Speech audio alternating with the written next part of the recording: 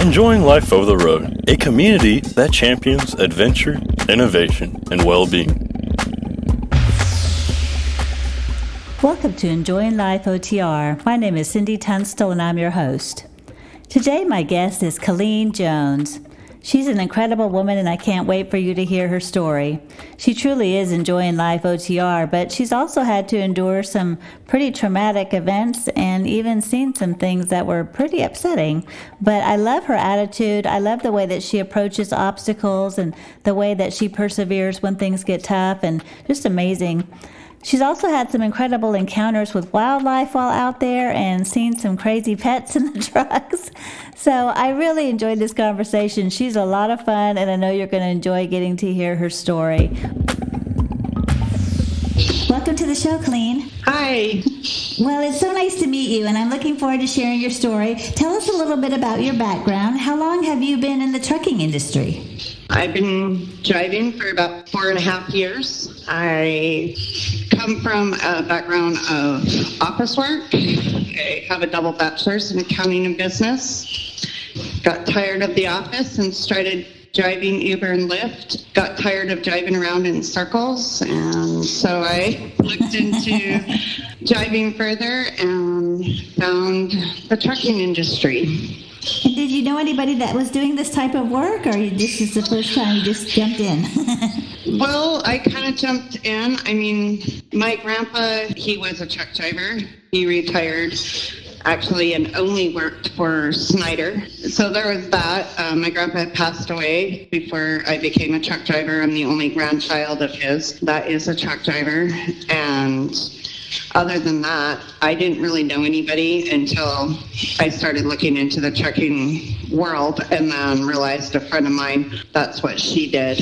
And I investigated her and went on a ride along for about a week and a half and left Utah and drove up to Fargo, North Dakota. And up there, we had nothing but troubles. The whole entire trip was nothing but troubles and problem solving. And I was able to help her unfreeze brakes and everything from her logbook, everything. I learned a lot. Got a good understanding, but we were driving down and I saw a bald eagle take flight over the truck. And it was like that perfect moment. I wish I had my camera there, but it took flight over the truck and I was like, this is it. This is what I want to do. Oh, I love that story so much. That is so great. It felt like a sign, right? This is for you. You know what I love about that story? 'Cause, I mean, and with those things happening to somebody else, I mean, a lot of people would have said, this is not for me, but you faced all of these challenges and had this really, challenging week. And yet for you, it went, I love it. I want to do this. So what about it made it so appealing? Because you had a lot of hard things happen and you were overcoming obstacles, but what about the lifestyle and that journey? Like what hooked you? I mean, I know the traveling and all that's great, but despite all those challenges, what made you want to do this? I was just at a turning point in my life. I was an empty nester, younger than I wanted to be, and I've always been a nomad. I don't like having my feet firmly planted anywhere. I've been traveling back and forth along the West Coast since I was a kid.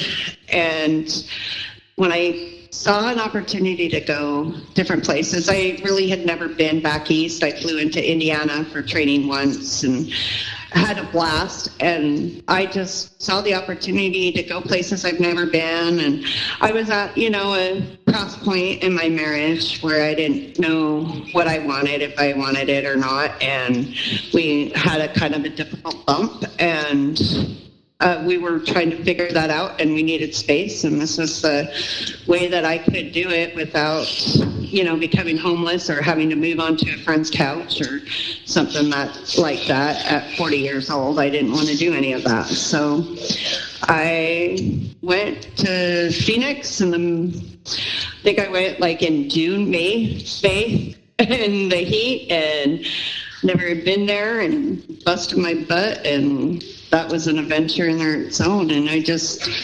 I never took it easy, and I never gave up, like as frustrating as it was. My start was not easy.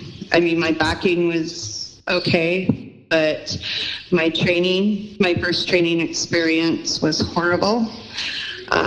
Luckily, it was only a week with a male chauvinist pig, not to put any of the guys out there, but he was old military. I was threatened every single day with a bamboo stick over my hands if I didn't do what he wanted me to do, as in turning the truck right, doing hand over hand, stupid maneuvers that, I mean, sometimes I use them today, but most of them, it wasn't a life or death situation.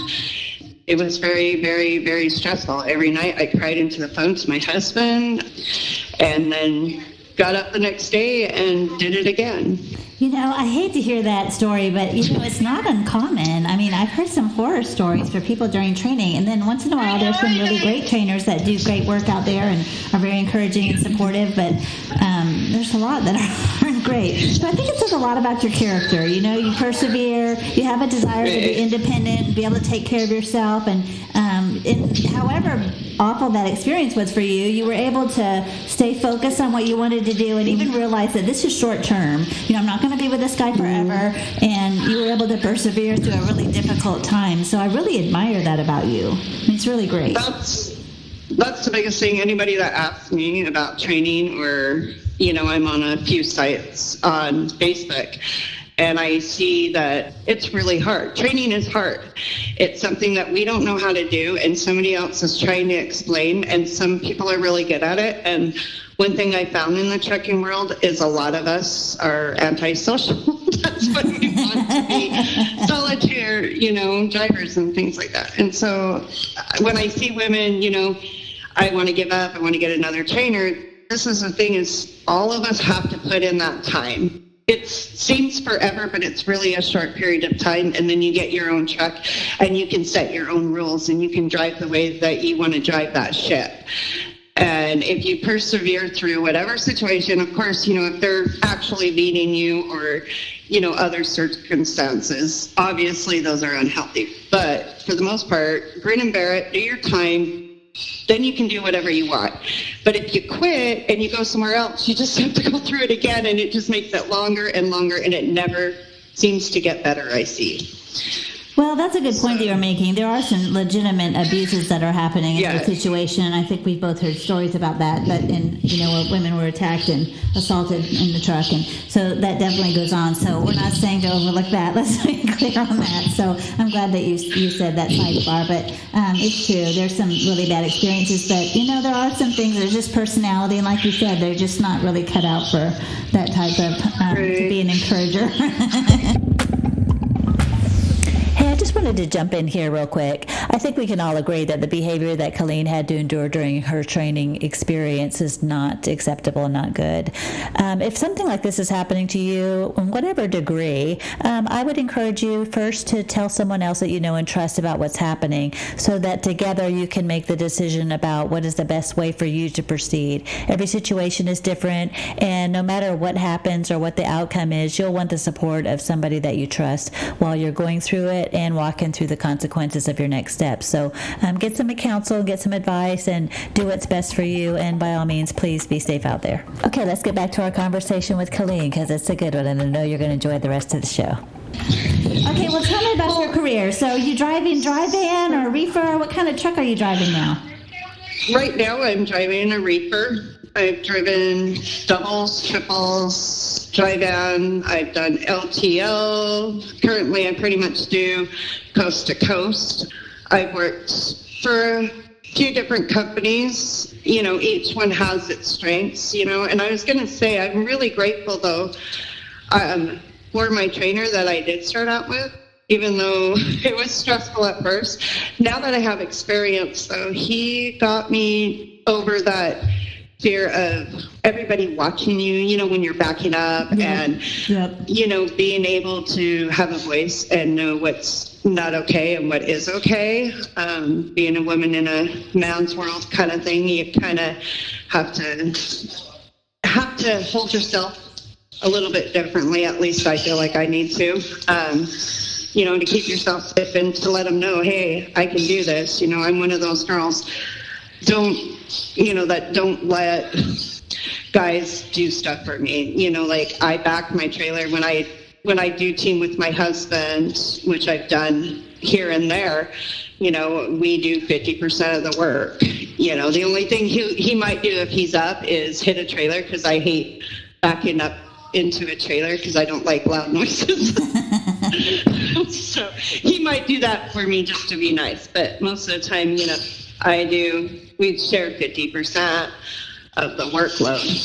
Yeah, that's good. And I hear team drivers, sometimes one of the partners will let the other, you know, do all the backing, and it's like, don't do that, male or female. It's like, don't do that, because you get dependent on that, and you never know. You might not be team driving all the time. So I would say, you know, make sure you fine tune your skills. So I think that's great.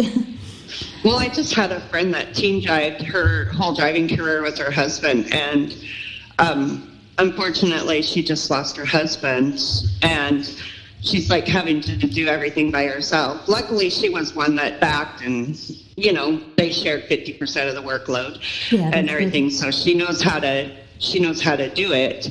But you know, you never know what happens out there. Yeah. Can't take anything for granted. So, what type of freight are you running now these days?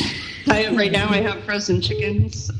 Sometimes I have vegetables. I do a lot of the Fry Guys potatoes and onions from like Idaho down to Pennsylvania or Florida. So anything that comes out of Idaho, my company probably is the one that brings it down. So tell me about some, you know, my show is called Enjoying Life OTR. So, you know, I'd really like to hear about some of the fun things that you've been able to do as a result of travel. And, you know, I know we work most of the time, but have there been a time where you've been able to do something, maybe you're on a reset or you're on a break and you're in a fun city, or, you know, be able to do something outside the truck that was unusual? Anything fun like that you could share with us? Yeah, you know, thankfully we're in a world where Uber and Lyfts are around a lot if you're in a bigger city. And, you know, we had the opportunity, me and my husband, on our anniversary, we requested just to stay down in Florida, because why not? It's April in Florida, you know. And, you know, it was during where everything was shut down, or not shut down, but still masking and social distancing. But we managed to find a little cruise boat. We were in Punta Gorda, which I just love going there because I love the name. I know, right? But it's right in the Gulf of Mexico side of Florida. Yeah. So we took a little cruise ship and we went around there, and the dolphins were swimming right alongside the boat in the wake. It was pretty cool to I love it. I got to see that.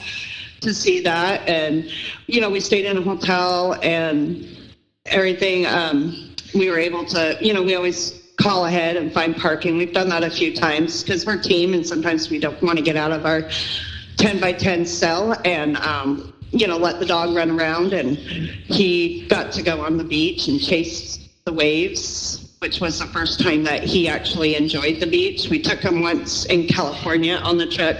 We took an Uber and he didn't know what to think of it, wasn't really excited about it, but this time he had a blast.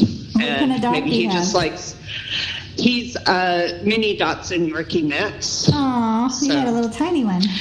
Yeah, he's about 13 pounds, but you know, he acts like a Great Dane.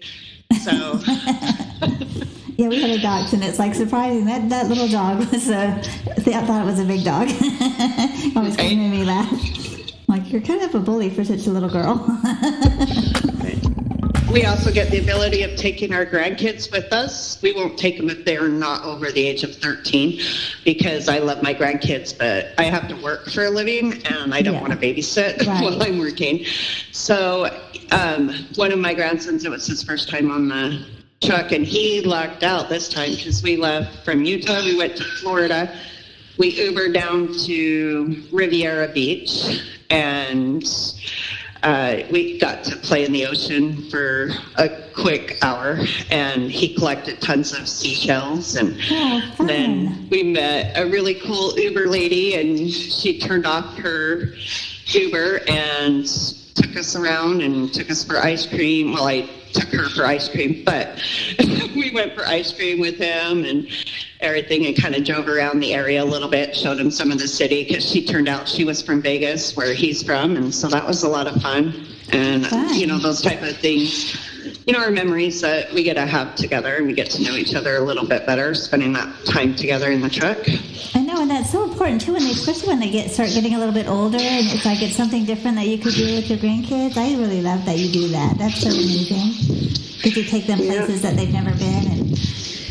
And we went all the way from Utah to Florida, up to Pennsylvania, and then down to Kansas, and then up to Iowa, and back to Utah. Wow, so great. So where's your family from? What's home base for you? I have family all over.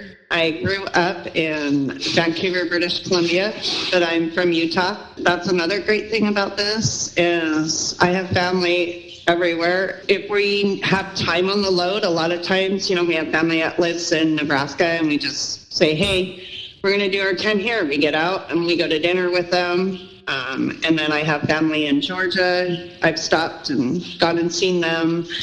I have family in Idaho. I get to see them. And it's just, the luck of the draw wherever I go. If I have time, I can visit with somebody. If I have time, I get to go check out. I'm an ocean person, so when I get close to the ocean, I like to hop in an Uber and put my toe in the ocean. It kind of drives me. I'm like, you just got to touch it. I just got to get in just for a minute, even if it's too short. It's so great. Right. Something happens to my soul. Like I always say that. It's so great. Hey, just wanted to jump on here and remind you that I've created an app. It's called Enjoying Life OTR. It's a social network that's designed just for truckers. It's a place where we can share our favorite stops. Anyway, hop on there, share some of your favorite places to stop. I'm hoping to have something from every state in the nation, so hop on there, see what you think. Can't wait to connect with you there. Enjoying Life OTR. Okay, so it sounds like your career's been going really good. Have there been any times where there was a challenging situation that you maybe were kind of freaked out, or something really unusual happened with one of your loads, or anything like that you can share? I am somebody, if something's going to happen, it's going to happen to me, and I've accepted that. So I'm coming up with one of those. One time we were in Kansas at a Flying J, and I pulled in just to use the restroom, and I was walking out, and there was this young driver. He looked like he was maybe 21, 22. He was really young, and he was waving at me, and I went over kind of like, what's wrong? Can I help? He's like, this guy has been like this for a long time. I need to go. But anyway, so I used to be a trained first responder and went over and... What, he was talking about another driver or what? Yeah, another driver. Oh, wow. He was like half in his truck, half out, like he had reached for something and just stopped. And anyway, that was a very interesting experience to find. We had to call the paramedics, unfortunately. Oh, he went on his last ride that day. Oh, and, wow. But I've done other things. I've coming around the truck once. I found this guy, and he had his puppy off the leash, which kind of scared me at first because I had my dog, and he gets really excited with other dogs. But we walked around, and he had like a toy Doberman. It was probably maybe 3 pounds. And it was just running around. It looked like a little rat running around. It was so tiny. So, you have weird stuff. I got to see somebody had goats in their truck. Like they were hauling it? They were hauling goats? No, pet goats. Oh, my gosh. Okay, I told my husband I want one. I'm just kidding, because they probably eat my home. I could just imagine them chewing everything up in there. But it was funny because I had gone out with my dog, and I looked, and I'm like, that looks like a goat. And this lady was chasing around the goat trying to put a diaper on him. And I'm just watching him with my dog, just laughing, thinking, this is so odd. And I was thinking maybe she was somebody that had like a trailer or something, hauling her goat somewhere. But no, she picked up the goat after she put the diaper on and put him in the cab of her truck and Oh, took my off. word. That's too funny. Right? Dealing with OTR, you have equipment breakdown, especially right now with the lack of parts everywhere. Yeah. So, I've been dealing with a little bit of that lately. It's been fun, but one time we got hit. I was hit twice, but both times I was in the sleeper asleep, and one of them was really bad. The other one, the guy luckily walked away from him, and all that was ruined was his car. But both of them, we got hit by another driver. Oh, wow. And So scary. everything. And, the big thing is, as long as you're paying attention, and this is what I've learned from watching the videos of what my co-drivers have done, and they just remain calm, and they're able to drive to the shoulder and take care of stuff, and everything and stuff. But we do drive 53-foot trailers attached to our semi trucks that are assault weapons pretty much on the road. Yeah. And we just have to keep that in mind and have respect for what we do, and not think that we're invincible and we're never going to have anything happen to us. Because if you're out there long enough, eventually, you're going to make a mistake. Yeah. And, Well, there's so much out of our control, how other people are driving and people cut us off, and, Right. people just do stupid stuff out there. Every day I'm shaking my head going, Trust me. what are you thinking? I don't understand. Like, why did you think you would beat me in this? I don't understand. Right? Like, I'm bigger you. than you. Yeah. I'm going to win, and I don't want to win. Yeah, it's like, this is not a contest I want to be in. Please go away. Right? Yeah. People not paying Especially this attention or time. texting and driving. I'm like going, whoa, buddy, whoa. Right? Right? It's like, don't get in front of me and cut me off on a hill when I'm going downhill. I know, right? I'm trying to go slow, but I'm also 80,000 pounds, so Yeah, it's crazy. stuff. But I don't know. For me, I kind of feel like driving like OTR is like a lottery. I don't have a destination ever. Like, I have no clue until I get my next dispatch where in the world I'm going to wind up, right? So Yeah. for me, it's like, sometimes it can get frustrating because I'm hoping maybe they'll send me home. Yeah. But,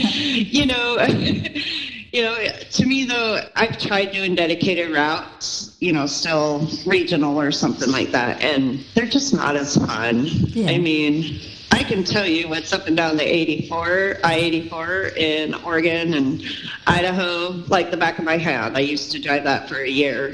And, it's kind of nice knowing where to stop, where the best bathrooms are, where the best restaurant areas are or whatever, But I kind of like going to new places. I don't like going to the same ones. Yeah.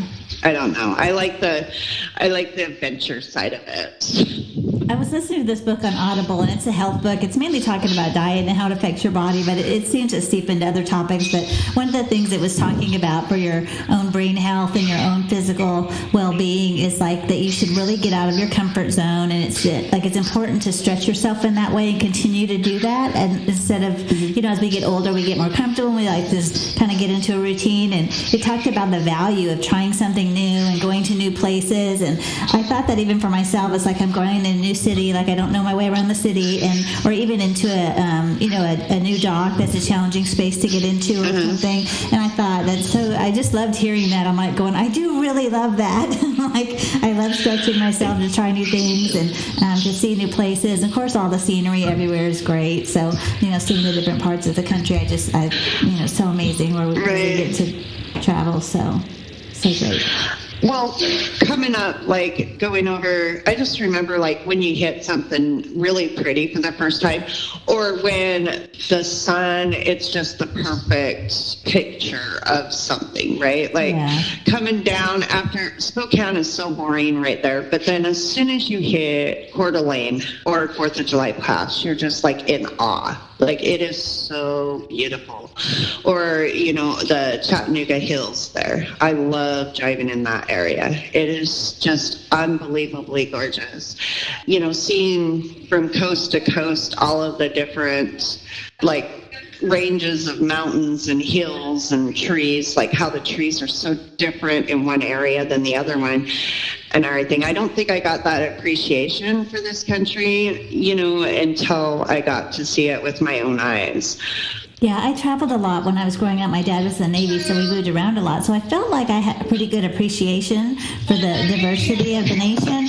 But I remember even when the first time I went up to the Northeast, I was like, oh my gosh, it's like, and then I lived in North Carolina for a while, and when I was in all these different places, I thought a lot about the trees too, and it's like in the foliage and, the difference of the plants, and it's just shocking to me that how different it is. It's like, I'm like in a whole other world here, and I really love that. I think it's so great just to appreciate all those little things and notice, and it's one of the joys of getting to do what we do, and getting to see different things around. So I really love that you enjoy that. So great. I think another thing I've enjoyed is the wildlife. Not that I enjoy seeing it as roadkill per se, but right. the actual, when you see the live animals, as long as they're not close to the road, I remember one time we came up, we had just switched. It was me and I worked for a company that would just team people together, slip seat, and we were coming up in the mountain area on I-90, and, we got to watch a black moose just take a slow walk across the freeway, and it was far enough ahead that we were able to slow down, and just kind of it was a little freaky at first, but then, when we realized that we were able to slow down, it was just a magnificent, it was as tall as a semi, and just the casualness that this animal had crossing. It was just amazing to see it like that. And oh my gosh, and you didn't get injured. It was like a perfect situation. Well, it was just and then I've come around, I've seen, one time I thought it was a small child, but it turned out I think it was the golden eagle is big. It's one of the bigger eagles, but it was probably about 3+ feet tall. Oh, and it was just standing over roadkill, but it was just amazing to see that type of bird in its natural environment all by itself. Just incredible. Amazing. Incredible. You don't get to see that kind of stuff. I guess you could go to a zoo, but it's not the same. It's not the same. And where I grew up, we don't have armadillos crossing the roads and stuff like that, or turtles usually. And I've got to see that, and wild pigs. And, the only thing I haven't seen is a bear. I have not seen a bear yet, but I've seen alligator. I just actually saw my first alligator in the natural environment, and everything in Florida. It was kind of weird, but it was kind of cool. Yeah, it is. I love that. So fun. I love watching the hawks, and sometimes you're just driving in places where there's no vehicles, and you can just see. I saw for my first and only time, and I hope it's my first and only time, a giant possum. That was a little bit, I was in Alabama, and it was a back road, so there was nobody else around, and all I saw was this rat about the size of a German Shepherd running across the road. It freaked me out. Yeah, so ugly, so scary. I googled giant rat, and I'm pretty sure it was a possum, a giant possum. But I don't wish to see that again. I know, but it's cool. It was an experience. That's fun. Okay, so tell me about your upcoming year. Do you have any fun things planned, or things that you're hoping to do? What's in the future for you? Well, I'm actually changing into a new field. I'm going to be driving double tanks of petroleum, and I'm going to be somewhat regional and everything, just because of life changes, and we need to be home a little bit more. But I'm going to be doing this. Yeah, I'm excited. It's definitely new, and I get to use some of these endorsements I haven't used for a couple of years. Right. So, well, I'm kind of excited. That's fun. I like it that you're trying something new. That's exciting. Scary, dangerous, but good. It's a little bit of a change, but I'm looking forward to it and everything. I've got, more grandbabies that are going to be up and coming, so it will be nice to be home closer to them a little bit. Yeah, so good. I love this career that you have the options to do that. I mean, there really is something for everyone, whatever your needs are and whatever season you're in. And even that you could change that and, mix it up. Go OTR, do regional or, local, whatever your needs are for you and your family at the time. So I think it's so great. And you've gotten to see so many great things. And it's always an option to go back out. There is. And for me, when I came into this industry, I got divorced young, I got married young, and, I always struggled paycheck to paycheck. That was my life, always paycheck to paycheck. I mean, I still struggle paycheck to paycheck. They're just nicer paychecks. Right. But I remember once, and I have to say, once I got out of my first job, because it wasn't as nice as these other jobs I've worked at, but as far as pay goes. But once I got into the industry, I got my learning down and everything. The paychecks that I was receiving, I would cry every week. I would get it because what I was earning, what I was paying in taxes is what I lived off of for 2 weeks. Wow. You know what I mean? And this is so incredible. what I pay in taxes every week. I was like, I can't believe that I fed my kids, lived on this. I mean, obviously in this world today, there's no way, but this was, a few years ago and everything, but I still struggled, you know what I mean? And now today it's I'm able to do pretty much whatever I want. The freedom, that I've gotten from this, and everything, we just don't have any payments today in our world. We're able to pay off our house and pay off our cars, and then we work hard, but we get to play hard.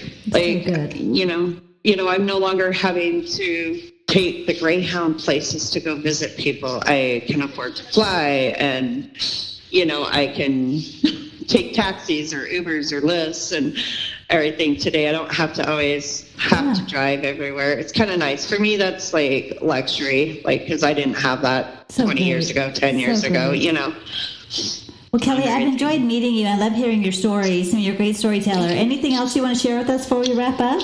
The biggest thing is it's not for everybody, and that's okay. Yeah. It is absolutely 100% okay. If you've tried it and you don't like it, you're not a failure. It's just a different world. For me, I'm a nomad. I'm a gypsy at heart. I love it. I get to live that dream. Yeah. I see people all the time try, and they're just miserable. I'm like, change it. Do something. Life's too short. Life's too short. Live your life, and I've finally found a job that I don't hate going to work every day. Yeah, you really are enjoying life OTR. I mean, you really are the poster child for the lifestyle. I really love it. I loved everything you said. I think you have a great attitude, and I like the way you appreciate the little joys in the things that you encounter during the day, and the way you persevere through hard times. So a really great attitude. So it was really a pleasure meeting you, Kelline. Thanks so much for being on the show. All right. Thank you so much for having me. Check out our app, Enjoying Life OTR. It's a social network designed just for truckers. Look forward to connecting with you there. Well, y'all be safe out there, and by all means, enjoy the journey.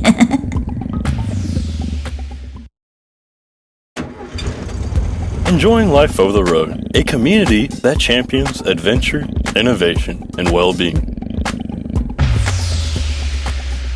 Welcome to Enjoying Life OTR. My name is Cindy Tunstall, and I'm your host.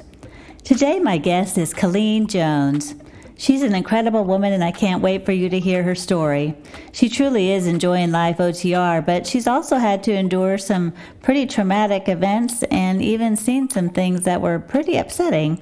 But I love her attitude. I love the way that she approaches obstacles and the way that she